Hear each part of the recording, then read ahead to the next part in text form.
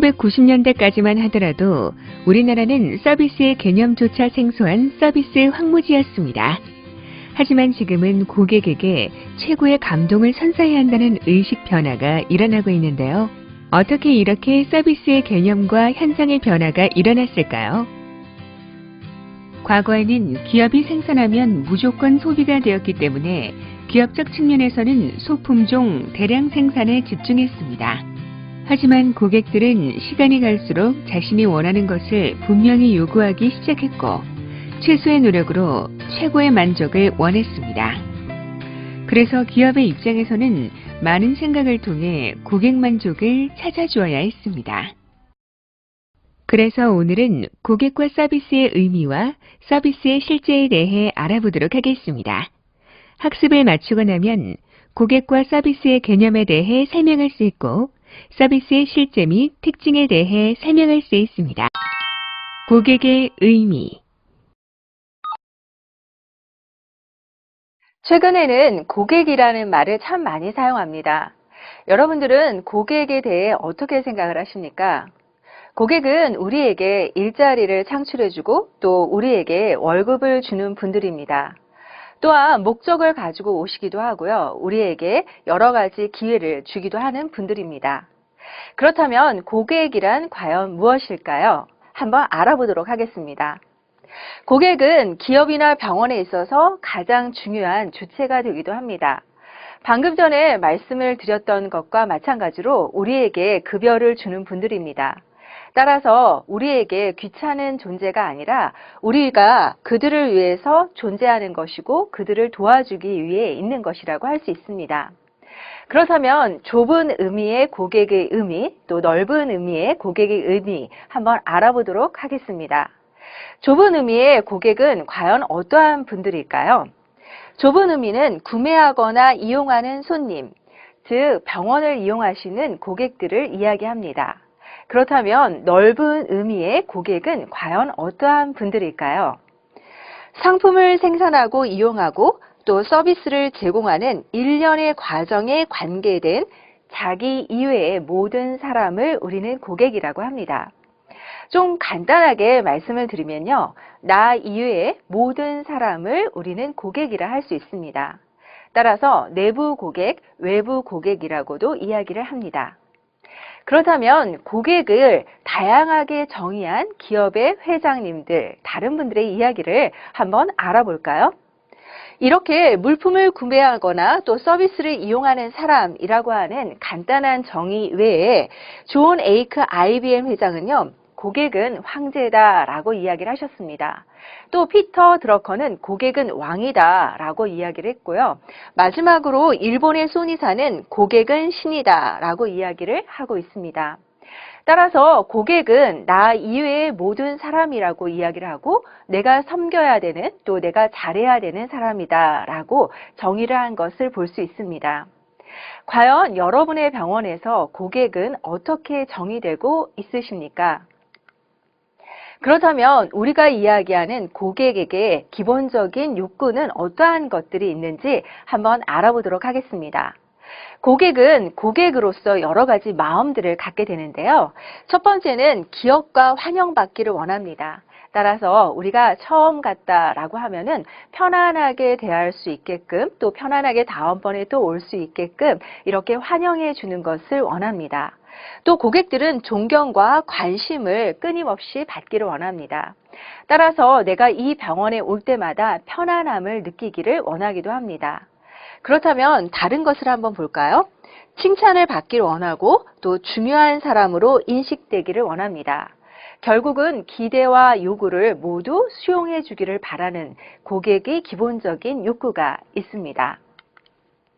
이렇게 고객들에게는 여러 가지 욕구가 있는 외에 특징들을 갖고 있는데요. 그 특징들을 한 가지씩 알아보도록 하겠습니다. 첫 번째는 다양한 특성과 니즈를 가진다라는 것을 말씀드리겠습니다. 우리의 얼굴이 같은 사람이 단 한 사람도 없다고 합니다. 쌍둥이들도 약간씩은 다르다고 하니까요.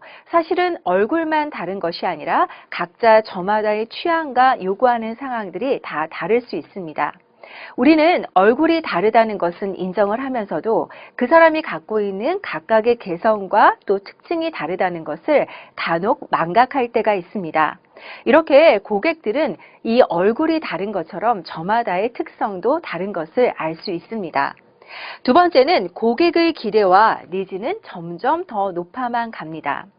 예전에 못 살았던 시대, 이러한 시대가 아니기 때문에요. 내가 이전에 받았던 것보다 더 좋은 서비스를 요구하는 부분들이 고객의 느낌들은 상당히 많아지고 있습니다. 세 번째, 고객은 단점이나 부정적인 면만 먼저 본다고 합니다. 사실 우리는 누군가를 볼 때 장점을 먼저 봐야 되는데요. 장점보다는 그 사람의 단점 혹은 그 사람이 안 좋은 점을 먼저 보게 됩니다. 사실은 이러한 것이 안 좋음에도 불구하고 우리 눈에 먼저 띄는 것은 어쩔 수가 없습니다. 이렇게 고객들은요, 나의 좋은 면을 먼저 보기보다는 나의 안 좋은 점이 먼저 보인다는 것이 있습니다. 이기적인 성향을 갖고 있습니다. 나만 알아달라고 하고요. 나에게 잘해주면 별다른 문제가 되지 않습니다. 고객들의 특성은 이렇게 이기적인 성향들을 갖고 있다라는 것을 알 수 있습니다. 마지막으로 감정적인 성향을 가지고 있습니다. 내가 조금 더 이익을 보고자 나에게 조금 더 잘해주는 곳을 찾아 가는 것이 바로 고객의 한 부분의 특징이라고 할 수가 있겠습니다. 그렇다면 우리가 매일같이 만나는 환자분들 혹은 그들을 우리는 고객이라고 하는데요. 그러한 분들의 속마음은 과연 어떠한지 한번 알아보도록 하겠습니다. 첫 번째, 나를 반겨주면 2배로 착해지는 본능이 있다고 합니다. 오셨어요. 홍길동님 오셨어요. 라고 이렇게 이름을 알아주고 그리고 친한 척 해주고 인정해주면 굉장히 순해지는 부분들을 볼 수가 있습니다. 두 번째는 사소한 덤 하나에도 하루 종일 기분이 좋아지고 행복해진다는 거죠. 우리는 어디를 갔을 때 이러한 이야기를 합니다. 제가 고객님에게만 특별히 드리는 거예요. 그것도 한쪽에 가서 몰래 드리거나 아니면은 우리가 좀 이렇게 기분 좋게 이렇게 드리게 되면 우리의 마음도 상당히 기분이 좋아지는 것을 느낄 수 있는데요. 이렇게 나만 그런 것이 아니라 고객의 입장에서도 마찬가지다라는 것을 알 수가 있겠습니다. 세 번째, 기분이 좋으면 사람을 보고 물건을 사는 그러한 인심도 있다고 합니다. 또 단골이면 바쁠 때 일도 도와주고 또 이러한 가족의 정신을 발휘하는 분들이 고객이기도 합니다. 여러분들 병원에 오시는 분들, 특히나 단골이신 분들, 또 우리와 코드가 잘 맞는 분들은요, 무언가 하게 되면 이거 좀 먹어봐, 우리 집에서 했어 라고 하면서 음식을 싸다 주시기도 하고 또 여러 가지 챙겨주시는 고객들도 간혹 계십니다. 고객에게는 이렇게 순한 양과 같은 또 남에게 베풀기를 좋아하는 그러한 마음들도 있습니다. 자기에게 최선을 다하는 사람에 대해서 끈질긴 또 끊임없는 이러한 충성심을 발휘하는 것도 고객의 속마음이라고 할 수 있습니다. 그렇다면 진정 고객이 원하는 것은 과연 무엇일까요? 고객은 나의 의견이 전적으로 수용되기를 원합니다. 그래서 내가 이야기를 할 때 그것이 적극적으로 반영이 된다면 그곳을 끊임없이 또 지속적으로 오게 되는 것을 알 수가 있습니다. 고객의 입장에서 알기 쉽게 응대해 주기를 원합니다. 어려운 전문 용어나 또 우리가 모르는 얘기를 자꾸만 하기보다는 알기 쉽게 얘기해 주는 것을 선호합니다. 고객은 문제 해결을 원합니다. 또 고객은 존중받기를 원하고요. 또 도움받기를 원하는 부분들을 가지고 있습니다. 우리에게 많이 오시는 고객들, 그렇다면 물론 우리를 힘들게 하고 부정적인 면을 주시는 고객들도 계시긴 하는데요. 우리는 어떠한 마음으로 그분들을 대해야 할까요? 불평이 많은 고객들이 있습니다.